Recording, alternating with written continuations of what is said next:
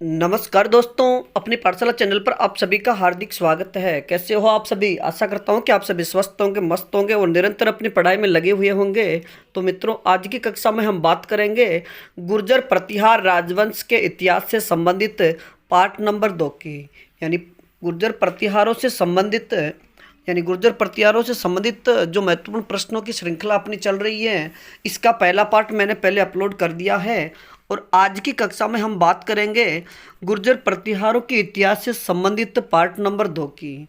लेकिन आपसे अनुरोध, अगर आप हमारे चैनल पर नए हो तो हमारे चैनल को लाइक कीजिए, सब्सक्राइब कीजिए तथा अधिक से अधिक अपने मित्रों तक इस श्रृंखला को जरूर पहुंचाइए। तो मित्रों, बात करें आज के पहले प्रश्न की।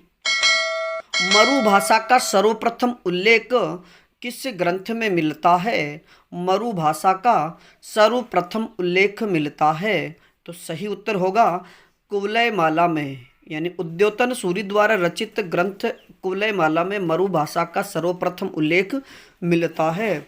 और मित्रों, याद रखिए कि इसमें 18 भाषाओं का उल्लेख है।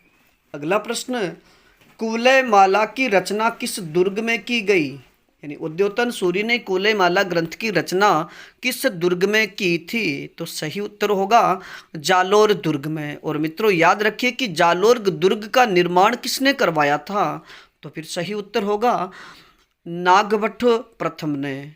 अगला प्रश्न, ओसिया के महावीर जैन मंदिर का निर्माण किसने करवाया? ओसिया जोधपुर, यानी ओसिया कहाँ पर है? जोधपुर में। तो ओसिया के महावीर जैन मंदिर का निर्माण किसने करवाया? तो सही उत्तर होगा वत्सराज ने। अगला प्रश्न, वत्सराज का दरबारी राज पुरोहित कौन था? तो सही उत्तर होगा दुग्गिल।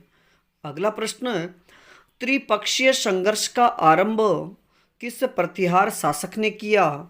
त्रिपक्षीय या जो त्रिपक्षीय संघर्ष चला 100 वर्षों तक, इस संघर्ष का आरंभ किस प्रतिहार शासक ने किया था? तो सही उत्तर होगा वत्सराज ने। अगला प्रश्न, जालोर दुर्ग का निर्माण किस प्रतिहार शासक ने करवाया? तो सही उत्तर होगा नागभट्ट प्रथम ने। अगला प्रश्न, वत्सराज के समकालीन बंगाल का शासक कौन था? वत्सराज के समकालीन बंगाल का शासक कौन था? तो सही उत्तर होगा धर्मपाल, यानी पाल वंश का शासक धर्मपाल। अगला प्रश्न, वत्सराज ने धर्मपाल को किस युद्ध में हराया था? वत्सराज ने पाल वंश के शासक धर्मपाल को किस युद्ध में हराया था? तो सही उत्तर होगा मुंगेर के युद्ध में। अगला प्रश्न, वत्सराज को पराजित करने वाला राष्ट्रकूट शासक कौन था? वत्सराज को पराजित करने वाला राष्ट्रकूट शासक कौन था? तो सही उत्तर होगा ध्रुव प्रथम। मित्रों, याद रखिए कि त्रिपक्षीय जो संघर्ष हुआ था उसमें गुर्जर प्रतिहार, राष्ट्रकूट और पाल वंश के शासकों ने हिस्सा लिया। यानी पाल वंश के शासकों के मध्य ये युद्ध 100 वर्षों तक चला था। अगला प्रश्न, वत्सराज के बाद प्रतिहार वंश का शासक कौन बना? वत्सराज के बाद प्रतिहार वंश का शासक कौन बना? तो सही उत्तर होगा नागभट्ट द्वितीय। अगला प्रश्न, ग्वालियर अभिलेख में किस प्रतिहार शासक को कर्ण कहा गया है? ग्वालियर अभिलेख में किस प्रतिहार शासक को कर्ण कहा गया है? तो सही उत्तर होगा नागभट्ट द्वितीय को। अगला प्रश्न, नागभट्ट द्वितीय के समकालीन पाल शासक कौन था? यानी नागभट्ट द्वितीय के समकालीन पाल शासक कौन था? तो सही उत्तर होगा धर्मपाल। यानी वत्सराज के समय भी धर्मपाल और नागभट्ट द्वितीय के समय भी पाल शासक धर्मपाल ही थे। अगला प्रश्न, नागभट्ट द्वितीय के समकालीन राष्ट्रकूट शासक कौन था? नागभट्ट द्वितीय के समकालीन राष्ट्रकूट शासक कौन था? तो सही उत्तर होगा गोविंद तृतीय। बात करें कि नागभट्ट द्वितीय के समकालीन पाल शासक धर्मपाल और राष्ट्रकूट शासक गोविंद तृतीय था। अगला प्रश्न, कन्नौज विजय में नागभट्ट द्वितीय की सहायता किसने की थी? कन्नौज विजय के या कन्नौज विजय में नागभट्ट द्वितीय की सहायता किसने की? तो सही उत्तर होगा गुवक चौहान ने। मित्रों याद रखिए कि सांबर शासक गुवक चौहान ने नागभट्ट द्वितीय की कन्नौज विजय में सहायता की थी। अगला प्रश्न है, प्रथम प्रतिहार शासक जिसने कन्नौज को राजधानी बनाई। प्रथम प्रतिहार शासक जिसने कन्नौज को राजधानी बनाई, तो सही उत्तर होगा नागभट्ट द्वितीय। और मित्रों याद रखिए कि नागभट्ट द्वितीय ने कन्नौज को अस्थायी राजधानी बनाई थी। अगला प्रश्न, परम भट्टारकर महाराजाधिराज परमेश्वर की उपाधि किसने धारण की? परम भट्टारक महाराजाधिराज परमेश्वर की उपाधि किसने धारण की? तो सही उत्तर होगा नागभट्ट द्वितीय ने। और मित्रों यह भी याद रखिए कि यह उपाधि धारण करने वाले प्रथम शासक थे।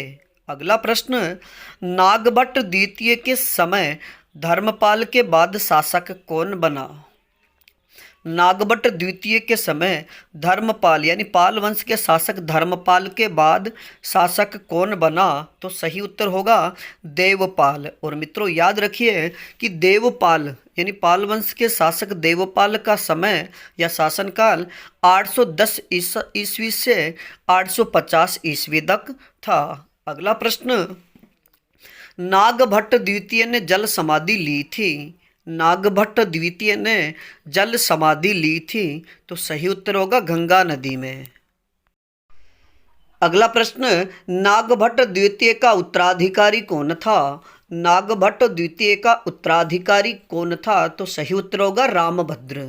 और मित्रों याद रखिए कि रामभद्र का शासनकाल 833 ईस्वी से 836 ईस्वी तक रहा, यानी रामभद्र ने मात्र 3 वर्ष तक ही शासन किया। अगला प्रश्न, प्रतिहारों में पितृहंता शासक किसे कहा जाता है? यानी प्रतिहारों में पितृहंता शासक कहा जाता है, तो सही उत्तर होगा मिहिर भोज को। और मित्रों याद रखिए कि मिहिर भोज ने रामभद्र की हत्या की थी, यानी मिहिर भोज ने अपने पिता रामभद्र की हत्या की। अगला प्रश्न, मिहिर भोज का शासनकाल माना जाता है, यानी प्रतिहार वंश के शासक मिहिर भोज का शासन काल माना जाता है, तो सही उत्तर होगा 836 से 885 ईस्वी तक। अगला प्रश्न, प्रतिहारों में सर्वाधिक शक्तिशाली शासक कौन था? यानी प्रतिहारों में सर्वाधिक शक्तिशाली शासक था, तो सही उत्तर होगा मिहिर भोज। अगला प्रश्न, मिहिर भोज के समकालीन पाल वंश के शासक थे। मिहिर भोज के समकालीन पाल वंश के शासक थे, तो सही उत्तर होगा देवपाल, नारायणपाल और विग्रहपाल। यानी मिहिर भोज का जो शासनकाल रहा 836 से 885 ईस्वी तक, उसमें पाल वंश के शासक देवपाल, नारायणपाल और विग्रहपाल हुए। अगला प्रश्न, मिहिर भोज के समकालीन राष्ट्रकूट शासक कौन था? मिहिर भोज के समकालीन राष्ट्रकूट शासक था, तो सही उत्तर होगा अमोघ वर्ष।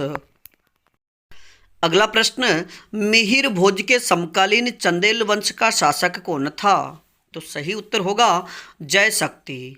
यानी मिहिर भोज के समकालीन चंदेल वंश का शासक जय शक्ति था। अगला प्रश्न, कन्नौज पर अंतिम रूप से अधिकार करने वाला शासक कौन था? कन्नौज पर अंतिम रूप से अधिकार करने वाला शासक कौन था? तो सही उत्तर होगा प्रतिहार शासक मिहिर भोज। अगला प्रश्न, कन्नौज को स्थायी राजधानी बनाने वाला प्रतिहार शासक था। कन्नौज को स्थायी राजधानी बनाने वाला प्रतिहार शासक कौन था? तो सही उत्तर होगा मिहिर भोज। और मित्रों बात करें कि कन्नौज को अस्थायी राजधानी किसने बनाई थी, तो सही उत्तर होगा नागभट्ट द्वितीय ने। अगला प्रश्न, मिहिर भोज के काल में आने वाला अरब यात्री कौन था? मिहिर भोज के काल में आने वाला अरब यात्री कौन था? तो सही उत्तर होगा सुलेमान। अगला प्रश्न, किस प्रतिहार शासक ने आदि वराह की उपाधि धारण की, या किस प्रतिहार शासक को आदि वराह के नाम से भी जाना जाता है? तो सही उत्तर होगा मिहिर भोज को। अगला प्रश्न, किस प्रतिहार शासक को निर्भय नरेश कहा जाता है? किस प्रतिहार शासक को निर्भय नरेश कहा जाता है? तो सही उत्तर होगा महेंद्रपाल प्रथम को। अगला प्रश्न, महेंद्रपाल प्रथम का शासनकाल माना जाता है, यानी प्रतिहार वंश का, यानी प्रतिहार वंश का वह शासक जिसे निर्भय नरेश कहा जाता है वह महेंद्रपाल। और बात करें कि महेंद्रपाल प्रथम का शासनकाल माना जाता है तो सही उत्तर होगा 885 से 890 ईस्वी तक। अगला प्रश्न, महेंद्रपाल प्रथम का दरबारी कवि कौन था? महेंद्रपाल प्रथम का दरबारी कवि कौन था? तो सही उत्तर होगा राजशेखर। अगला प्रश्न, राजशेखर की प्रमुख रचनाएं कौन सी है? कि महेंद्रपाल प्रथम के दरबारी कवि राजशेखर की प्रमुख रचनाएं कौन सी है? तो सही उत्तर होगा काव्य मीमांसा, कर्पूर मंजरी और हरविलास। अगला प्रश्न, रघुकुल मुक्तामणि की उपाधि धारण की थी, यानी वह प्रतिहार शासक जिसने रघुकुल मुक्तामणि की उपाधि धारण की। तो सही उत्तर होगा महिपाल प्रथम ने। अगला प्रश्न, महिपाल प्रथम के समकालीन राष्ट्रकूट शासक कौन था? महिपाल प्रथम के समकालीन राष्ट्रकूट शासक कौन था? तो सही उत्तर होगा इंद्र तृतीय। अगला प्रश्न, अरब यात्री अल मसूदी किसके शासनकाल में भारत आया था? अरब यात्री अल मसूदी किसके शासनकाल में भारत आया था? तो सही उत्तर होगा महिपाल प्रथम के शासनकाल में। अगला प्रश्न, किस प्रतिहार के समय महमूद गजनवी ने आक्रमण किया था? किस प्रतिहार के समय महमूद गजनवी ने आक्रमण किया था? तो सही उत्तर होगा राज्यपाल के समय। और मित्रों बात करें सन की तो महमूद गजनवी ने 1018 में आक्रमण किया था। अगला प्रश्न, गजनवी के भय से भागने पर राज्यपाल की हत्या किसने की थी? यानी महमूद गजनवी के आक्रमण से या उनके आक्रमण के भय से भागने पर राज्यपाल की हत्या किसने की? तो सही उत्तर होगा विद्याधर चंदेल ने। अगला प्रश्न, प्रतिहार वंश का अंतिम शासक कौन था? प्रतिहार वंश का अंतिम शासक कौन था? तो सही उत्तर होगा यशपाल। और मित्रों याद रखिए कि प्रतिहार वंश के अंतिम शासक यशपाल का शासनकाल था।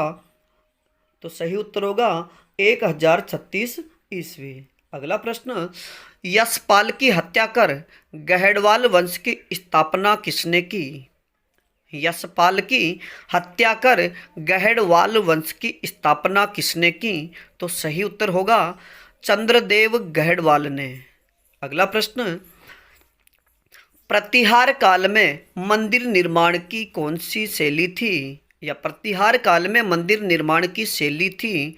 तो सही उत्तर होगा महामारू व पंचायतन शैली। अगला प्रश्न, त्रिपक्षीय संघर्ष में कौन विजेता रहा? त्रिपक्षीय संघर्ष में कौन विजेता रहा? तो सही उत्तर होगा गुर्जर प्रतिहार राजवंश। मित्रों याद रखिए कि जो त्रिपक्षीय संघर्ष 100 वर्षों तक चला था, जिसमें राष्ट्रकूट, पालवंश व गुर्जर प्रतिहार शामिल थे। और इस त्रिपक्षीय संघर्ष की शुरुआत भी गुर्जर प्रतिहारों के शासक वत्सराज ने की। और बात करें कि इसके विजेता या उनका अंत भी गुर्जर प्रतिहारों के द्वारा ही किया गया। तो मित्रों आज के लिए इतना ही, बाकी फिर मिलेंगे एक नए टॉपिक के साथ में। तब तक आप अपने अध्ययन में जुटे रहिए। और इस कक्षा में अगर किसी प्रकार की कोई त्रुटि हो तो आप हमें कमेंट्स में ज़रूर बताइए। धन्यवाद।